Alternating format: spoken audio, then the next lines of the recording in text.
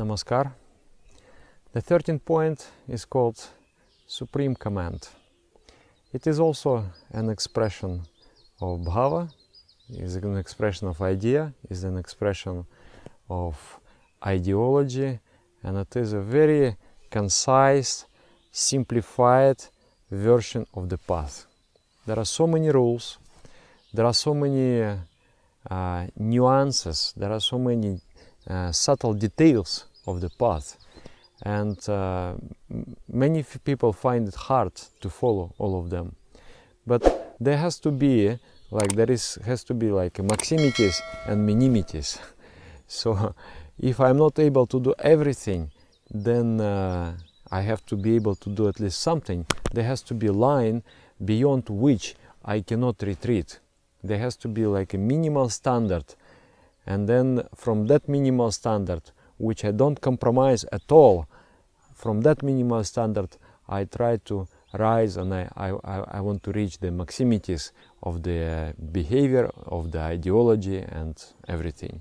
So I feel this is very important, and it has been very inspiring for me personally to have that minimal standard and to have that formed as a very precise wording, so that I repeat sometimes, and especially after collective meditation, if I'm with my brothers, practitioners, after we have done collective meditation, we all together repeat some sentences, some words. So I would like to explain those words, those sentences, and so that everyone might understand it. Those who perform sadhana twice a day regularly, the thought of Paramapurusha will certainly arise in their minds at the time of death. This is the first line. Those who perform sadhana twice a day regularly.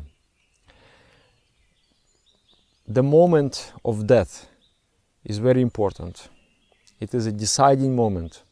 When we leave, the final thought, which is occurring in our mind, decides our future. When the mind separates from the body, we will see, according to many testimonies of the people who went through the process of dying, who have been clinically dead. So when we die, we will see a short, like a fast rewinding of our life. We will see all the instances, all the situations, again going before our eyes. And all those situations, they will form a certain aftertaste in the mind. They will create a vibration. Either it will be a very high vibration, or it will be lower vibration. According to that frequency, according to that, the final imprint in the mind, they will be reborn, rebirth. If the vibration is very low, it has to find, when we die, after the death, the bodiless mind remains in a state of sleep, deep sleep. And that disembodied mind is in that latent state until a proper base is created in the physical world. Somewhere, either in this planet or on some other planet, the base has been created. The ova and the spermatozoa came together, the seeds of life came together, and the baby has been incepted. So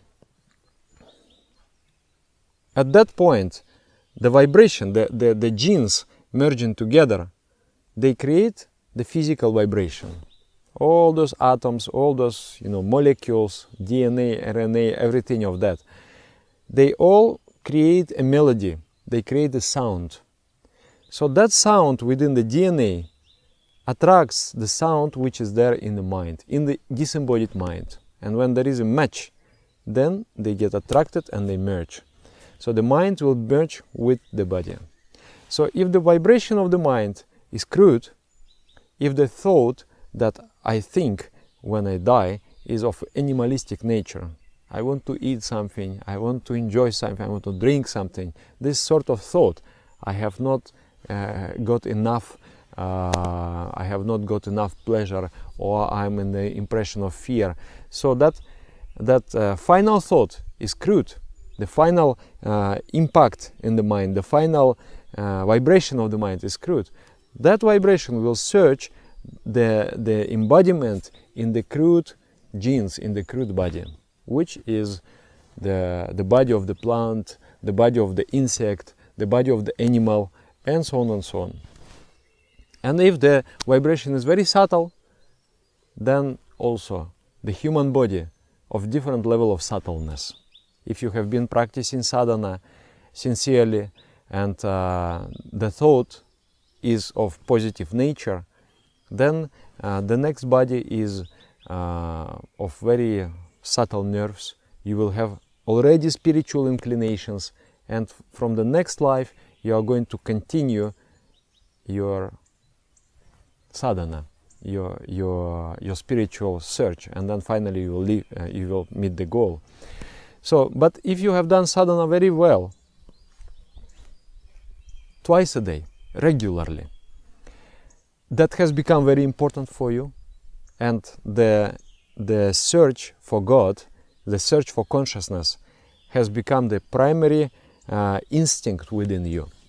Then, at the time of death, when you are watching, oh, I'm going to school, I'm going to university, I'm getting job, and your different pictures are passing and passing and passing, and between all of those pictures, I'm meditating, I'm meditating, I'm meditating. You know, there was this belief that 25th, frame in the movie, it creates some psychological impact, but later it was disproved. But anyway, it is a popular belief. So it's just like a 25th frame.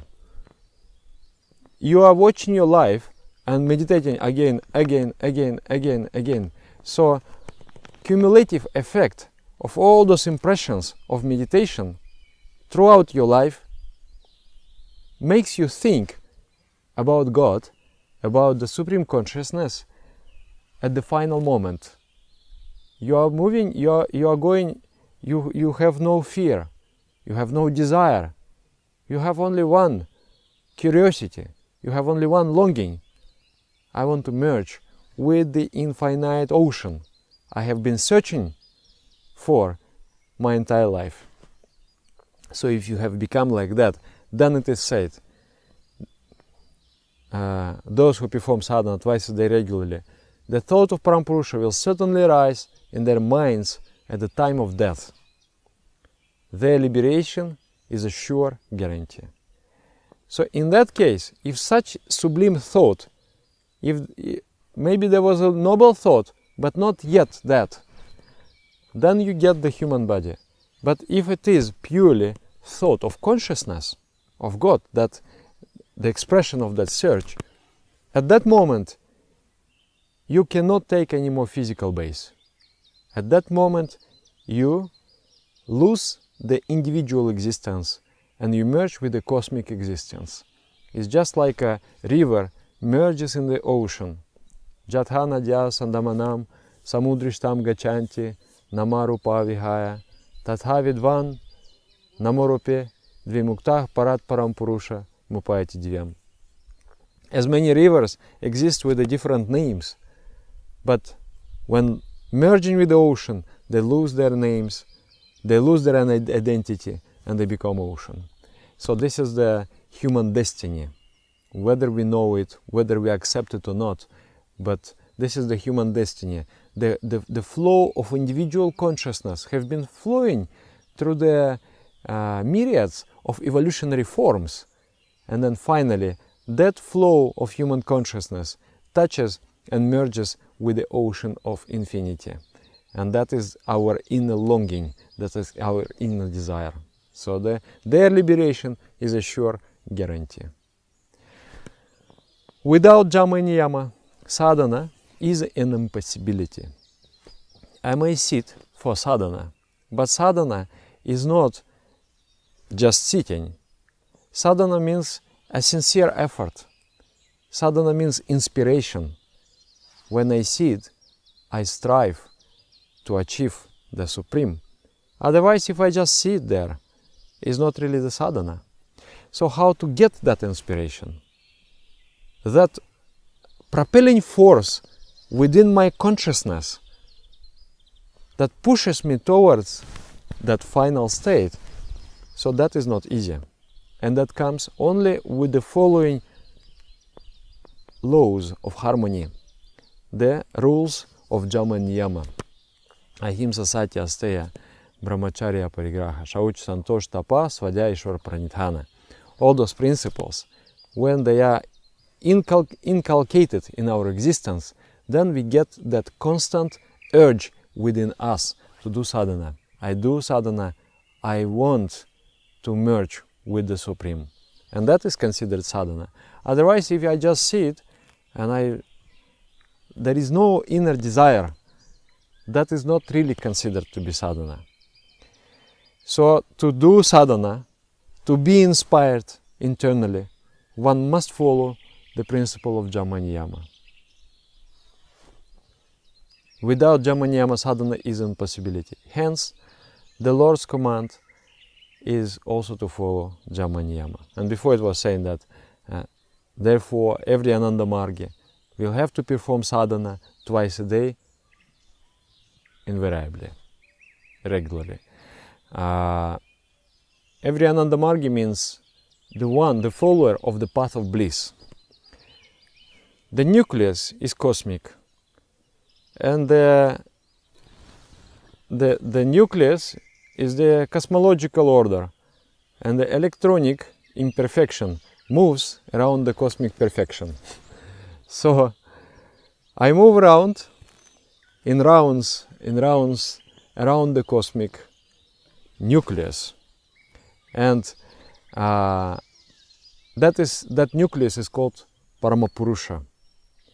So that is the order of the Paramapurusha. That is his wish, his drive, his attractive order for me to do sadhana twice a day, invariably, and also to follow Jama and Niyama. And who is Ananda Margi? Marga means path, and Ananda means bliss. So when you are on that path, you are moving here as an electronic imperfection, and there is a nuclear perfection. So from electronic imperfection to nuclear perfection you are moving, and while you are moving, it is the law of this path. As you are through ideation, as you are coming closer and closer, you are experiencing joy and you are experiencing bliss. And you are motivated by that bliss. There are people who are motivated by instincts. There is a fear, there is greed, there is shame, etc. And there are people who are motivated through the higher emotions, and they are motivated with the inspirative impetus. Inspiration pushes me forward. I don't know why I'm doing this, but I long for infinity. And when I am really on the path towards the infinity, I'm feeling the joy within my heart.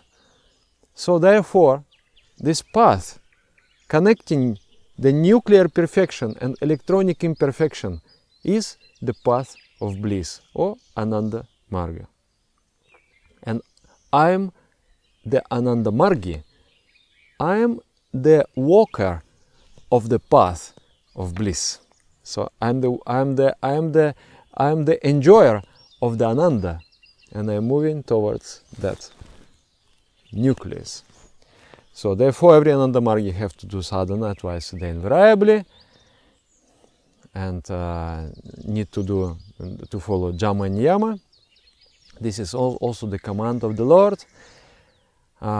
Disobedience to this command, the soul is calling you. The soul is calling you. The consciousness is calling you. Come, come. But you disobedience. You disobey it. You remain inert.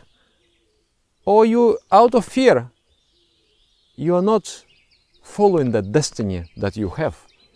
You know, many people, they had a calling within, but then they thought, oh, you know, if I do that, maybe I won't get enough money, maybe I won't get enough respect, and better I don't do. So this is like a betrayal of the soul.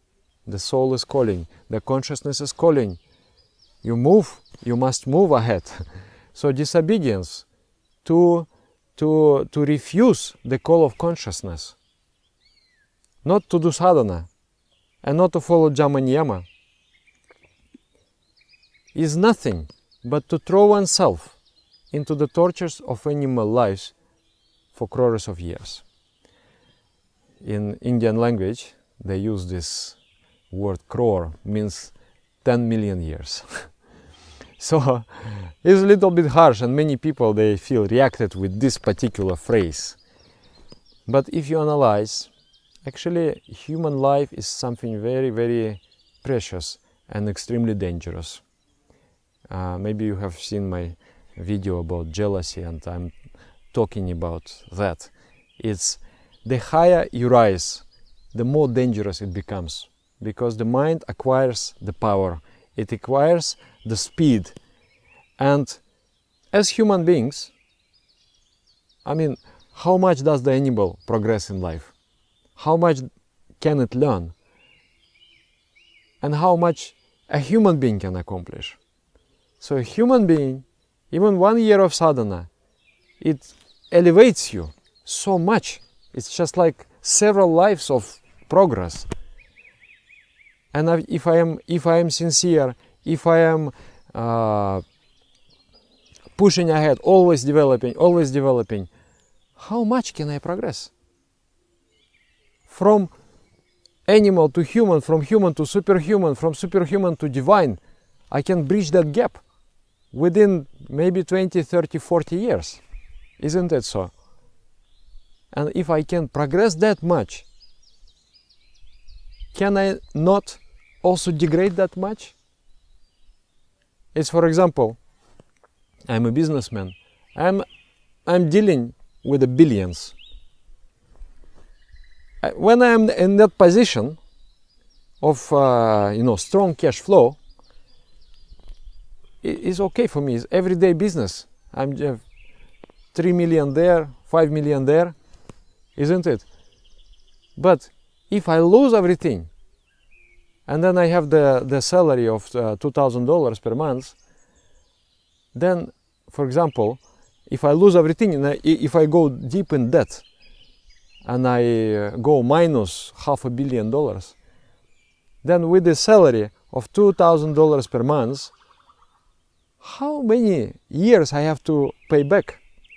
So with the developed human mind, which has a lot of power, which has a lot of speed, with that mind, if I do mistakes, which affects many people, which affects my status, creates a certain samskara, the distortion within my mind, then to restore, and if I lose that state of human speed and status, and if I come back to the animal state, to come back there, it is easy. Just make the crude vibration in the mind.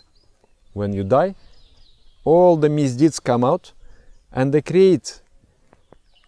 You can analyze yourself. For example, when you are lying, just listen to your body.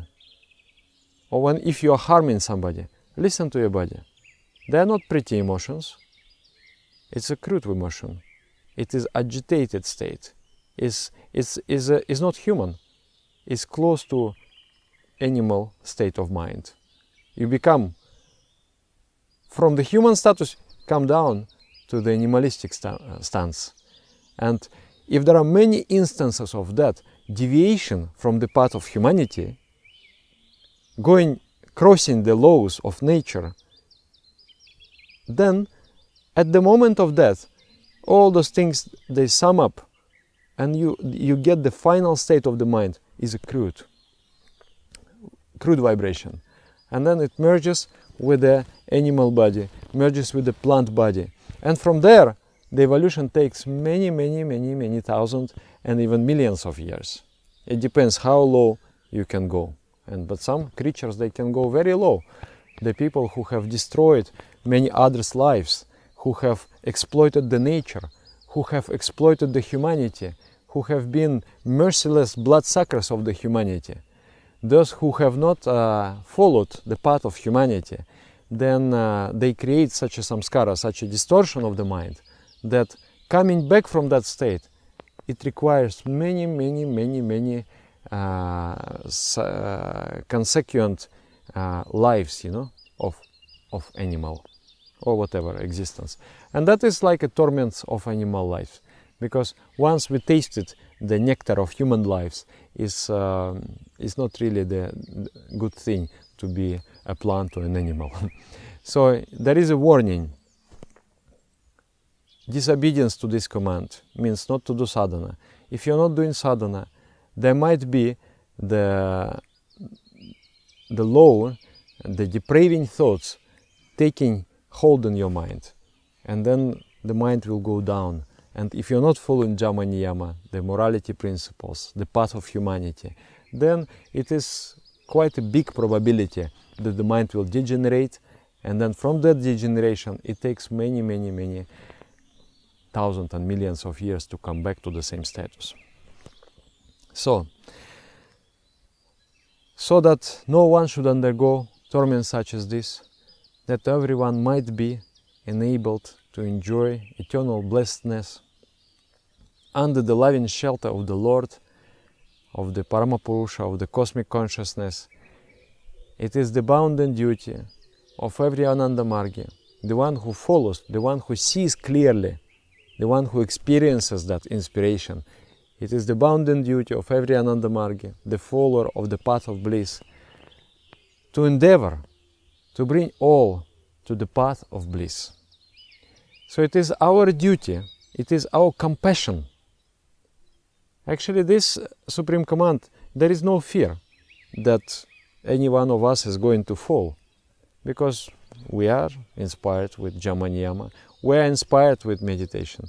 But how about the people who have not been aware of the way of life, of the proper way of life? So there has to be compassion, there has to be concern also, so that no one should undergo torment such as this, that everyone might be enabled to enjoy eternal blessedness under the loving shelter of the Lord. It is the bounden duty of every Anandamargi to endeavor to bring all to the path of bliss. Verily, it is the part and parcel of sadhana, the spiritual practice, to lead others along the path of righteousness. It is such a beautiful message, actually. It has all the necessary understandings. In life, we must follow moral principles. We must be moral. In life, we must do sadhana to strive to better ourselves. In life, we must care for others and lead them, endeavor to lead all, endeavor to lead entire humanity, not only humanity, the entire living world, along the path of progress, along the path of righteousness, and along the path of beatitude. So this is a beautiful message. And uncompromising strictness and faith regarding the sanctity of Supreme Command is the 13th principle of 16 points. And I hope you can understand, and maybe we can have discussion, for sure. Maybe questions are there, so we can talk in the comments under this video. But most of it, I think, is very, very clear. If you think yourself, if you analyze logically, it is like that. And philosophically, if you understand the philosophy, it is like that. And if you observe different examples of elevation and different examples of degeneration, which is caused by human actions and thoughts and ways of behavior, then I think you can understand what is in the content of this Supreme Command. Thank you very much. Namaskar.